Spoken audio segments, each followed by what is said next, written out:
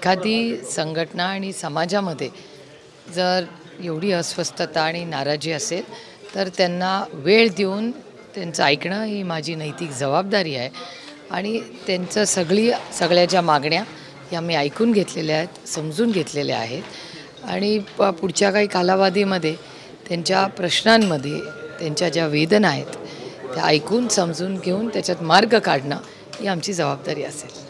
ते खरं तर मराठा समाजाच्या कार्यकर्त्यांची अशी मागणी होती की ओबीसीतून मराठाला आरक्षण देण्याला आपली भूमिका नक्की काय आहे आणि आपले एकही खासदार मनोज जरांगे पाटलांच्या बाजूने बोलले नाहीत असा देखील त्यांचा आरोप होता. त्याला कसं उत्तर असणार? उत्तर असं नाही, त्यांनी हेही म्हणजे अतिशय उत्तम चर्चा झाली, अतिशय शांतपणे मी त्यांचं सगळं म्हणणं ऐकून घेतलेलं आहे. आमच्यापैकी अनेक लोकांनी संसदेत हा विषयही मांडलेला आहे. त्यामुळे अर्थातच चर्चेतूनच प्रश्न सुटतात आणि आमची कोणाशीही चर्चेला बसायची, प्रश्न समजून घ्यायची आणि नुसतं ऐकून समजून नाही त्याच्यातून मार्ग काढायची तयारी ही भूमिका आमच्या संघटनेची, पक्षाची आणि नेत्यांची नेहमीच राहिली. आपण आजच भूमिका स्पष्ट करावी अशी मागणी आंदोलकांनी केलेली आहे. आज आपण आश्वासन देऊन भूमिका स्पष्ट मी कधीच आश्वासन देत नाही एकतर, कारण तो अधिकार असायला लागतो. एक तर आम्ही सत्तेत नाही, आम्ही विरोधी पक्षात आहोत. त्याच्यामुळे विरोधी पक्षात असताना आश्वासन देणं हे फसवणूक होईल. किती जागेवर आपला दावा आहे? महाविकास आघाडीच्या 288 जागांवर महाविकास आघाडी लढणारे प्रत्येक ठिकाणी आम्ही म्हणजे आपण म्हणून आम्ही लढणार आहोत. संजय राऊत यांची पत्रकार परिषद झाली आणि त्यामध्ये संजय राऊत असं म्हणाले की चेहरा डिक्लेअर करते किंवा तसा दावा करते राष्ट्रवादीकडे कोण चेहरा आहे मुख्यमंत्र्यांचा? कुठे? आम्ही मुख्यमंत्री हा विषयच आमच्या पुढे आत्ता नाही. आता महागाई, बेरोजगारी आणि भ्रष्टाचार अशी खूप मोठी आव्हानं राज्याच्या आणि देशाच्या समोर आहेत.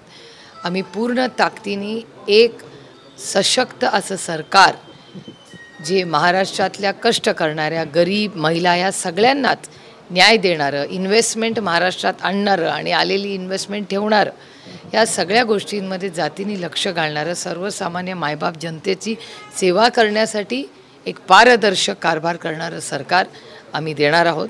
आणि त्याच्यामुळे या सगळे जे मूलभूत प्रश्न लोकांचे आहेत त्याच्यात जातीने लक्ष घालून अतिशय संवेदनशीलपणे त्याच्यातून मार्ग कसा निघेल हेच ध्येय आमच्या सरकारचं आहे. अजितदादांनी असं सांगितलं की तुमच्या विरोधात सुनेत्राताईंना उमेदवारी देऊन चूक झाली, त्यांनी एक हात पुढे केलं, तुमचं काय म्हणणं आहे? आणि रामकृष्ण हरी. त्या बाबतीतच रोहित पवारांचं आज सकाळचं ट्विट आहे की दादांनी जरी असा निर्णय घेतला असला, त्यांनी चूक जरी केली असली तर ही गुजराती नेत्याच्या सांगण्यावरून केला आणि त्यांच्या मतदारसंघात सुद्धा रोहितदादांच्या त्यांच्या विरोधात उमेदवार देण्याचा प्रयत्न अजितदादांना करावा लागतो किंवा त्यांच्या दबाव येतो अजित पवारांनी, असं ट्विट केलं रोहित पवारांनी. जे मी तुम्हाला खरं सांगू, आता महागाई, बेरोजगारी आणि प्रचंड भ्रष्टाचार. आज मी धाराशिवला आहे, सकाळपासून मला इतके शेतकरी येऊन भेटलेत. इन्शुरन्स कंपनी, पीक विम्याचा केवढं मोठं आव्हान आज शेतकऱ्यांसमोर आहे. शेतकऱ्यांनी स्वतः जे इन्शुरन्स घेतलेलं आहे त्यांच्या हक्काचा पैसा हा त्यांना मिळत नाही आहे. वकिलांच्या नोटरीचे विषय, असे असंख्य विषय आज आपल्या सगळ्यांच्या समोर आहेत.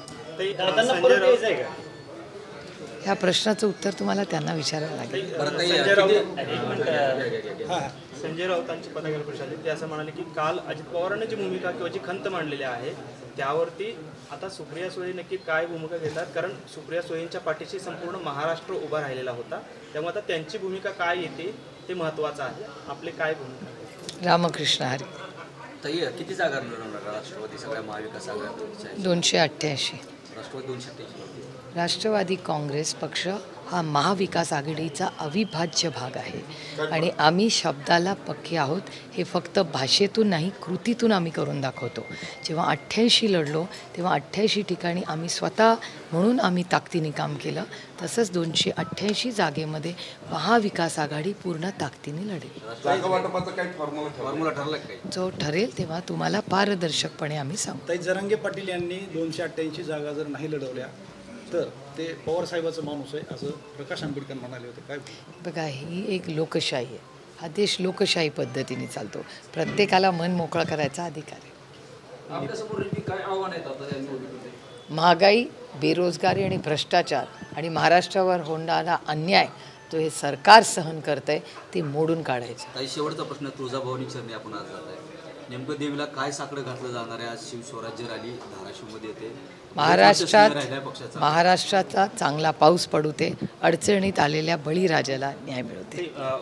नितेश राणे असं म्हणतात की उद्धव ठाकरे ही महाराष्ट्राला लागलेली कीड आहे. येत्या ऑक्टोबरमध्ये ते आम्ही उकळून फेकणार आहे आणि त्यांना महाराष्ट्र देशाचं कंत्राट दिलं गेलेलं आहे. नितेश राणेंची असे अतिशय खालच्या भाषा आहे. ह्या प्रश्नाचं उत्तर तुम्ही देवेंद्र फडणवीसांना विचारलं पाहिजे, त्यांच्या पक्षाचे. थँक्यू.